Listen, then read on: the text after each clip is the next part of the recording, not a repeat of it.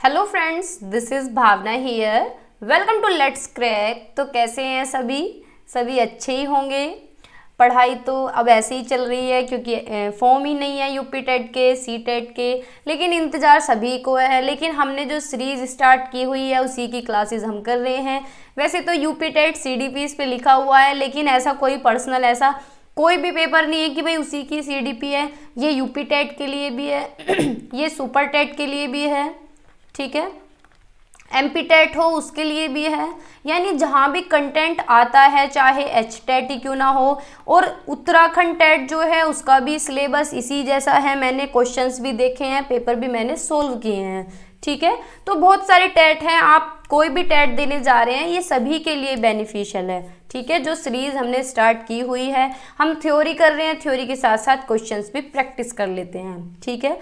तो अगर आप चैनल पे नए हैं तो सब्सक्राइब कर लें लेट्स क्रैक को, क्योंकि क्लासेस चली हुई हैं यूपी टेट की। और जो सी टेट की क्लासेस हैं, जो सी टेट गया है, इसकी सारी प्लेलिस्ट बनी हुई हैं। चाहे इंग्लिश पेडागोजी हो जो कि 15 नंबर में आती है, हिंदी पेडागोजी हो ये भी 15 नंबर में आती है, मैथ की पेडागोजी है ये भी 15 नंबर में आती है, और EVS का कंटेंट मैंने कराया है और पेडागोजी, ठीक है, ये 30 नंबर में आती है। और CDP अब हम कर रहे हैं, कुछ टॉपिक मैंने पहले भी कराए हुए हैं। तो आप ये पढ़ लें, जब सी टेट का नोटिस आएगा फिर नई तरीके से स्टार्ट करेंगे, बिल्कुल बेसिक से, ठीक है। तो ये बात हुई। बाकी अगर आप B.Ed कर रहे हैं, चाहे आप फर्स्ट ईयर में हो चाहे आप सेकंड ईयर में हो, तो सब्सक्राइब कर लें कॉलेज विद भावना को, क्योंकि यहाँ भी क्लासेस चल रही हैं B.Ed की, ठीक है।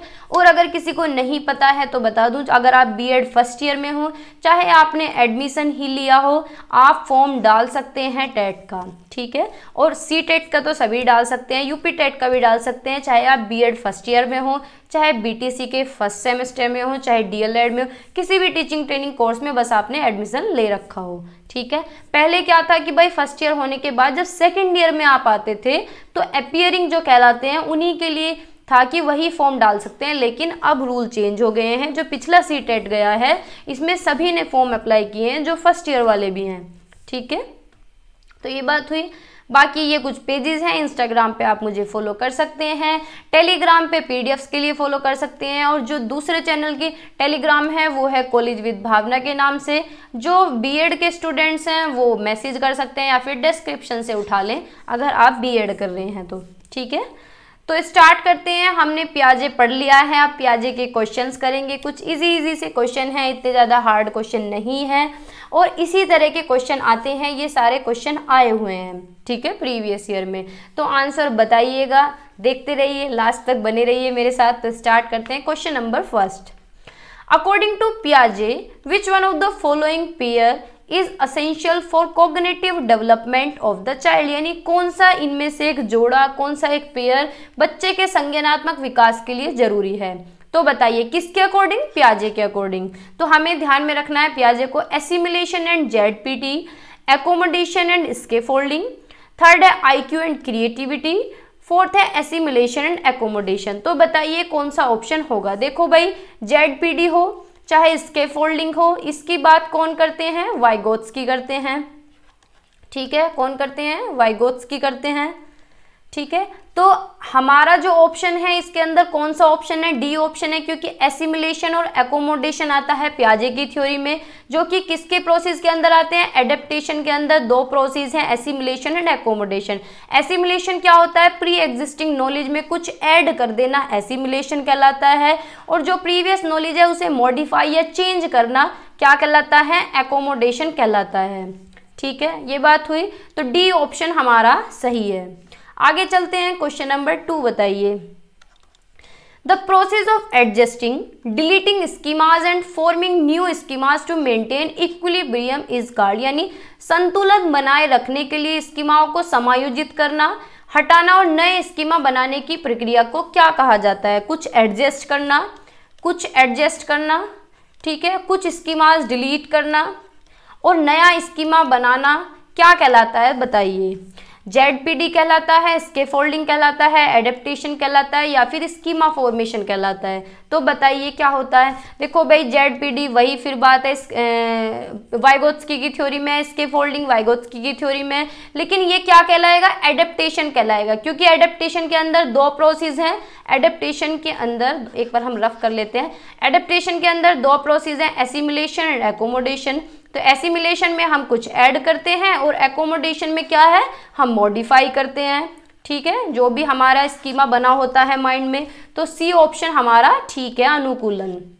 ठीक है, क्वेश्चन नंबर 3 बताइए। A 5-year-old child fails to reason that when water is transferred from a tall and narrow glass to a wide container, the quantity of water remains the same. This is because एक 5 साल का बच्चा यह तर्क नहीं कर पाता, यानी बच्चा लॉजिक नहीं कर पा रहा कि पानी को ऊंचे और संकरे ग्लास से चौड़े बर्तन में डाला जाता है तो पानी की मात्रा उतनी ही रहती है। यानी आपने घर में छोटे बच्चे देखे होंगे, वो इस कंसेप्ट को नहीं समझ पाते। एक आपने लंबा सा ग्लास लिया, एक आपने चौड़ा सा बर्तन लिया, और पानी दोनों में 100 ml ही है, तो बच्चा क्या करेगा, भाग के इस ग्लास को पकड़ेगा, इस वाले को, लंबे वाले को, कि मुझे तो ये वाला चाहिए। वो किस वजह से, क्योंकि वो रिवर्स करके नहीं सोच पाता।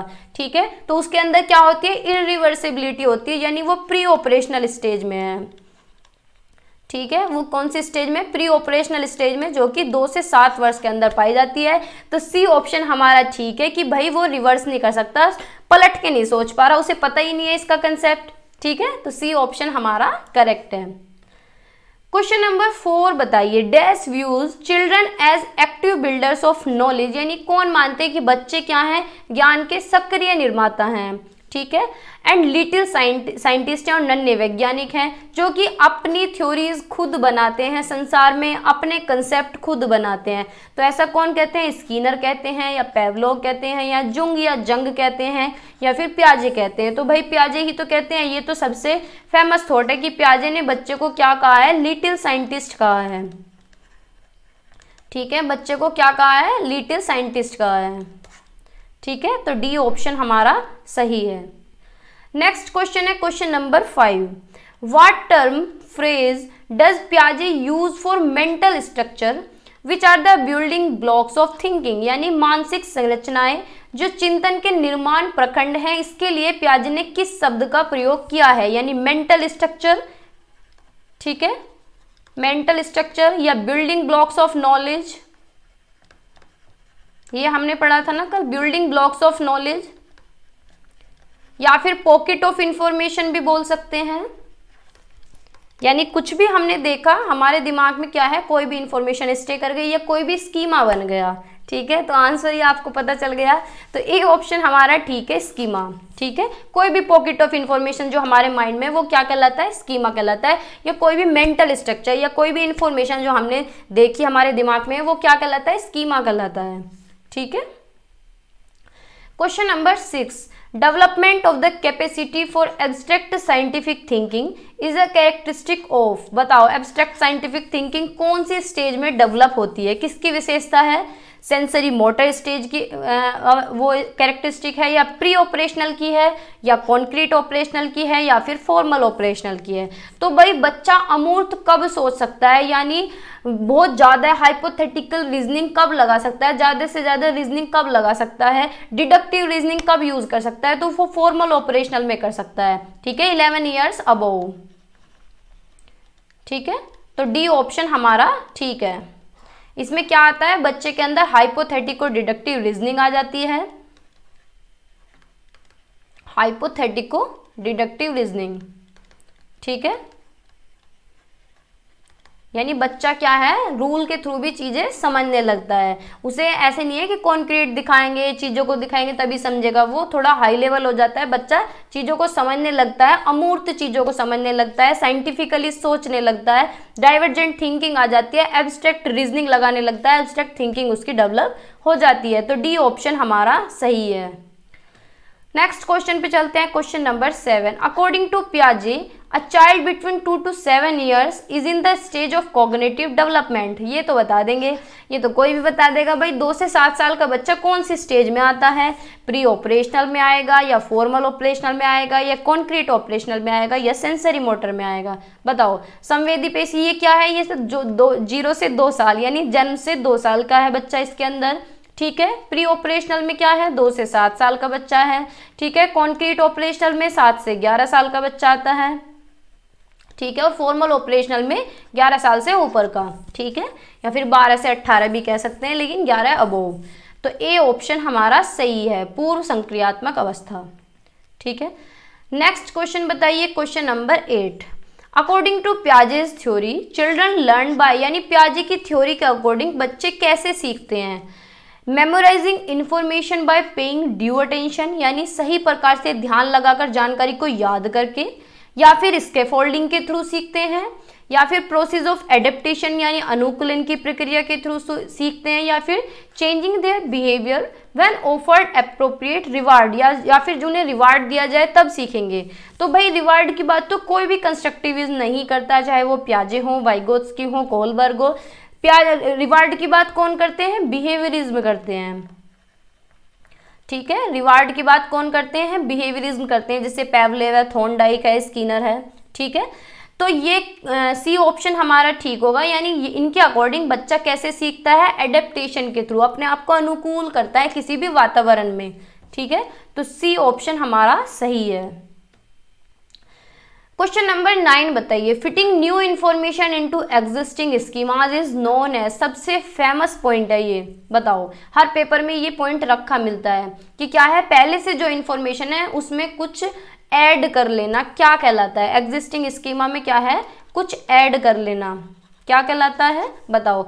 एकोमोडेशन कहलाएगा यानी समायोजन, इक्विलिब्रेशन संतुलन, या फिर एसिमिलेशन यानी आत्मसातकरण, या फिर ऑर्गेनाइजेशन संगठन। तो बताइए कौन सा ऑप्शन ठीक होगा। भाई जो पहले से दिमाग में है उसमें कुछ ऐड कर लेना क्या कहलाता है, एसिमिलेशन कहलाता है। तो सी ऑप्शन हमारा सही है। क्वेश्चन नंबर 10 बताइए, retrieving hidden objects is evidence that infants have begun to master which of the following cognitive functions, यानी जो चीज़ें हम छुपा देते हैं वो बच्चे के दिमाग में रह जाती हैं, तो ये कौन सा कॉग्निटिव फंक्शन है, बताओ। छिपी हुई वस्तुएं ढूंढ निकालना इस बात का संकेत है कि शिशु निम्नलिखित में से किस संज्ञानात्मक कार्य में दक्षता प्राप्त करने लगा है। तो बताइए, इंटेंशनल बिहेवियर, या फिर object permanence, problem solving, experiment. भाई छोटा बच्चा ना तो एक्सपेरिमेंटेशन करेगा लैब में जाके, ना प्रॉब्लम सॉल्विंग करेगा, इंटेंशनल बिहेवियर। तो छोटा बच्चा क्या है, सेंसरी मोटर स्टेज में बच्चा क्या करता है, ऑब्जेक्ट परमानेंस करता है, ठीक है। ऑब्जेक्ट परमानेंट उसके दिमाग में हो जाता है, ज़्यादा देर तक तुम चीज़ें छुपा नहीं सकते। यानी जब बच्चा 0 से 2 साल यानी जन्म से 2 साल तक जो बच्चा रहता है उसकी एज जो रहती है, आपने अपने घर में 2 साल का बच्चा देखा होगा, कितना ही उसके सामने छुप लो, उसे उसके सामने से चीज़ें तुम छुपा नहीं सकते, वो चीज़ें समझने लगता है, ऑब्जेक्ट उसके दिमाग में परमानेंट हो जाता है, ठीक है। तो बी ऑप्शन हमारा ठीक है, यानी वस्तु क्या है, स्थायित्व हो जाती है। क्वेश्चन नंबर 11 बताइए, विच of the following stages are involved when infants think with their eyes, ears and hands, यानी 1 वर्ष तक के शिशु जब आँख, कान और हाथों से सोचते हैं तो निम्नलिखित में से कौन सा स्तर शामिल है, बताओ। सेंसेस के थ्रू कौन से स्टेज में सोचते हैं, तो ये तो सिंपल सा है, कॉन्क्रीट ऑपरेशनल में सोचेंगे, या प्री ऑपरेशनल में सोचेंगे, या फिर सेंसरी मोटर स्टेज में, या फॉर्मल ऑपरेशन में। भाई जब नाम ही सेंसरी मोटर है तो इसमें क्या होते हैं, सेंसेस टीचर्स का काम करते हैं, क्योंकि बच्चे क्या है, सेंसेस के थ्रू सीखते हैं, अपने रिफ्लेक्स एक्शन के थ्रू सीखते हैं, ठीक है। यानी टच करके, फील करके, सुन के, अपने हाथों से करके, कुछ भी, तो क्या है, सेंसेस के थ्रू सीखते हैं। तो सी ऑप्शन हमारा सही है। आगे चलते हैं, क्वेश्चन नंबर 12 बताइए, Sita has learn to eat rice and dal with her hand, यानी सीता ने क्या है, राइस के साथ चावल दाल खाने सीख लिया अपने हाथों से, ठीक है।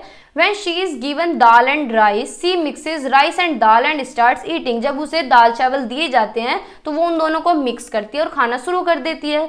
She has eating rice and dal into her schema for doing things, उसने अपने स्कीमा में ये चीज़ें क्या है, ऐड कर ली है कि मुझे कैसे खाना है, दाल चावल मिक्स करके खाने हैं, तो उसने क्या है, अपने स्कीमा में इंफॉर्मेशन ऐड कर ली है।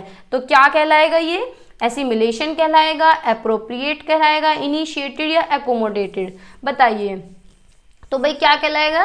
ये कहलाएगा एसिमिलेशन। ठीक है, यानी उसने अपने स्कीमा में चीजें ऐड कर ली हैं, उसने अपने स्कीमा में ये चीज ऐड कर ली है कि भाई मुझे जब दाल खानी है, चावल खाने हैं तो मिक्स करके खाने हैं। ठीक है, नेक्स्ट क्वेश्चन बताइए, क्वेश्चन नंबर 13।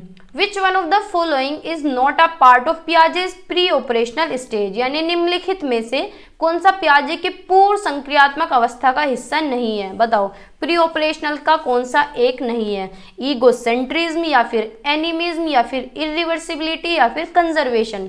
तो बताइए भाई, जो छोटा बच्चा होता है उसमें प्री ऑपरेशनल यानी 2 से 7 साल का बच्चा, 2 to 7 ईयर्स का बच्चा होता है इस स्टेज में, तो उसके अंदर अहम केंद्रिता भी रहती है कि भाई मैं ही ठीक हूँ, जो मैं कर रहा हूँ वो सही है। रात को बच्चा रोने लगे तो उसे रात को अगर चॉकलेट चाहिए तो उसे नहीं पता कि भाई रात में कहाँ जाएंगे, कुछ मिलेगा नहीं, कन्वेंस नहीं है, या फिर अपनी बाइक को कहाँ लेके जाएं, दुकान नहीं खुली मिलेंगी, तो उसे नहीं समझ आएगा, उसे लगेगा बस मैं ही ठीक हूँ, मुझे चॉकलेट चाहिए तो चाहिए।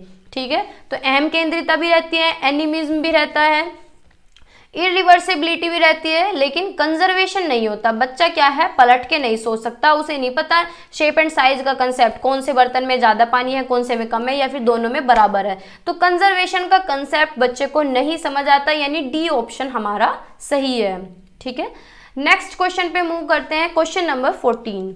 An important characteristic of formal operational stage of mental development is, यानी फॉर्मल ऑपरेशनल की कौन सी एक विशेषता है, कौन सी एक कैरेक्टरिस्टिक है? बताओ। एब्स्ट्रैक्ट थिंकिंग होगी फॉर्मल ऑपरेशनल में, या कॉन्क्रीट थिंकिंग होगी, सोशल थिंकिंग होगी, या ईगोसेंट्रिक बिहेवियर होगा? तो बताइए कौन सा ऑप्शन ठीक होगा? औपचारिक संक्रियात्मक अवस्था की मुख्य विशेषता पूछी है। तो भाई फॉर्मल ऑपरेशनल में हम क्या करते हैं, बच्चे के अंदर हाइपोथेटिको डिडक्टिव रीजनिंग आ जाती है, तो बच्चा क्या है, एब्स्ट्रैक्टली सोचने लगता है, अमूर्त सोचने लगता है। तो ए ऑप्शन के साथ हम जाएंगे, ए ऑप्शन हमारा सही है। ठीक है, नेक्स्ट क्वेश्चन पे चलते हैं, question number 15। According to Piaget's cognitive theory of learning, the process by which the cognitive structure is modified is called? यानी पियाजे की थ्योरी के अकॉर्डिंग अगर हम कॉग्निटिव स्ट्रक्चर यानी हमारे दिमाग में कोई भी स्कीमा है, कोई भी एग्जिस्टिंग नॉलेज है, उसे हम मॉडिफाई कर रहे हैं, उसे हम क्या कर रहे हैं, मॉडिफाई कर रहे हैं, या उसे हम क्या कर रहे हैं, चेंज कर रहे हैं, मैन्युपुलेट कर रहे हैं, तो वो क्या कहलाएगा? बताओ भाई क्या कहलाएगा? एसिमिलेशन कहलाएगा, या स्कीमा कहलाएगा, परसेप्शन कहलाएगा, या एकोमोडेशन कहलाएगा? तो बताइए कौन सा ऑप्शन ठीक होगा? तो अगर हम कुछ मॉडिफाई कर रहे हैं, कुछ चेंज कर रहे हैं एग्जिस्टिंग स्कीमा में, तो वो कहलाता है एकोमोडेशन यानी समायोजन। तो डी ऑप्शन हमारा सही है। ठीक है, नेक्स्ट क्वेश्चन पे चलते हैं, question number 16। Question number 16, the stage of cognitive development according to पियाजे in which child displays object permanence is? बताओ, ऑब्जेक्ट परमानेंट का क्वेश्चन बहुत बार पूछा जाता है। ठीक है, क्योंकि सेंसरी मोटर स्टेज में यही सबसे ज़्यादा इंपॉर्टेंट और सबसे ज़्यादा पूछे जाने वाला कंसेप्ट है। ठीक है, तो आंसर तो आपको पता ही चल गया।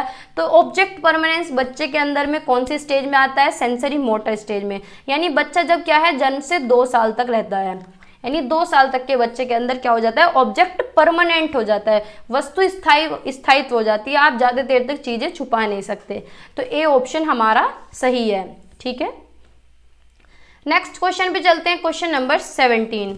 According to Piaget's stages of cognitive development the sensory motor stage is associated with? बताओ, पियाजे के संज्ञानात्मक विकास के चरणों के अनुसार इंद्रिय गामक अवस्था किसके साथ संबंधित है? बताओ, imitation, memory and mental representation, या फिर ability to solve problems in logical fashion, या ability to interpret and analyse options, या कंसर्न अबाउट सोशल इश्यूज? बताओ भाई, छोटा बच्चा है, सामाजिक मुद्दों से सरोकार करेगा क्या, डिस्कशन करेगा सामाजिक मुद्दों पे? नहीं करेगा ना। सेंसरी मोटर में 2 साल तक का बच्चा है, ना वो चीज़ों को एनालाइज कर पाएगा और ना ही लॉजिकल फैशन में किसी भी प्रॉब्लम को सोल्व कर पाएगा। ठीक है, तो फर्स्ट ही ऑप्शन बचा है, तो फर्स्ट ही ऑप्शन हमारा ठीक है। ठीक है, चीज़ों को क्या है, मेंटली रिप्रेजेंट करेगा, अपने सेंसेस के थ्रू इमिटेशन करेगा, मेमोरी करेगा। ठीक है, क्वेश्चन नंबर 18 बताइए, अकॉर्डिंग टू पियाजे during the first stage of development birth to 2 years age a child learns best. बताओ, पियाजे के अनुसार विकास की पहली अवस्था जन्म से लगभग 2 वर्ष आयु के दौरान बच्चा किस प्रकार से सबसे बेहतर सीखता है? बताओ। By thinking in abstract fashion. भाई एब्स्ट्रैक्ट की बात आ रही है तो हम किस पे जाएंगे? फॉर्मल ऑपरेशनल की बात चल रही है यहाँ तो, ठीक है। By applying newly acquired knowledge of language, नई नई लैंग्वेज जो एक्वायर की है, या फिर बाय यूजिंग द सेंसेस, या फिर बाय कॉम्प्रीहेंडिंग न्यूट्रल वर्ड। तो भाई जन्म से 2 साल तक के बच्चे की बात हो रही है तो बच्चा कैसे सीखेगा? सेंसेस के थ्रू सीखेगा, यानी सी ऑप्शन हमारा करेक्ट है, ठीक है। क्वेश्चन नंबर 19 बताइए, अकॉर्डिंग टू पियाजे at which of the following stages does a child begin to think logically about abstract proportion? बताओ भाई, पियाजे के अनुसार निम्नलिखित में से कौन सी अवस्था में बच्चे अमूर्त संकल्पनाओं के विषय में तार्किक चिंतन करना आरंभ कर देता है? बताओ। कॉन्क्रीट ऑपरेशनल स्टेज 7 से 11 साल, या फिर फॉर्मल ऑपरेशनल, या सेंसरी मोटर, या फिर प्री ऑपरेशनल। भाई एब्स्ट्रैक्टली कब सोचेगा बच्चा, अमूर्त कब सोचेगा? जब बच्चा बड़ा हो जाएगा, यानी कौन से स्टेज में जाएगा? फॉर्मल ऑपरेशनल में। तो बी ऑप्शन हमारा सही है। लास्ट क्वेश्चन बताइए, question number 20। 4 distinct stages of children's intellectual development are identified by, यानी 4 स्टेजेस, 4 अवस्थाएं जो बौद्धिक विकास की हैं वो किसने बताई हैं, किसने आइडेंटिफाई की हैं? कोहलबर्ग, एरिक्सन, स्कीनर, या फिर पियाजे? बताओ। तो पियाजे नहीं तो दिए हैं भाई 4 स्टेजेस, सेंसरी मोटर यानी SPCF, sensory motor, pre operational, ठीक है। थर्ड क्या है? कॉन्क्रीट ऑपरेशनल, और फोर्थ क्या है? फॉर्मल ऑपरेशनल, ठीक है। तो ये 4 स्टेजेस किसने दिए हैं? पियाजे ने दिए हैं, ठीक है। तो आज की वीडियो में इतना ही रखते हैं। होपफुली ये क्लास आपको समझ आई होगी, क्वेश्चंस अच्छे लगे होंगे। तो अगर चैनल पे नए हैं तो सब्सक्राइब कर लें, लेट्स क्रैक को भी और कॉलेज विद भावना को भी। बने रहिए मेरे साथ। Bye bye, take care.